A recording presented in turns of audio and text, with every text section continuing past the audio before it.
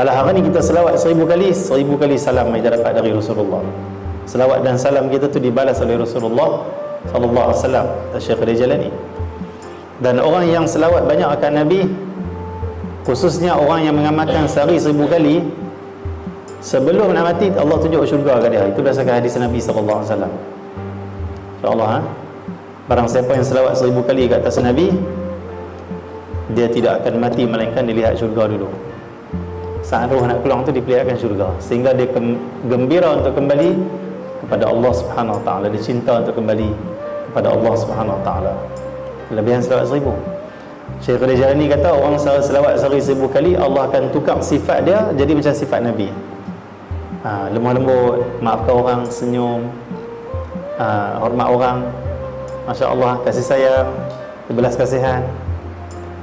Dia orang yang sangat merendahkan diri, orang yang menahan marah, suka tolong orang. Itu sifat Nabi semua tu.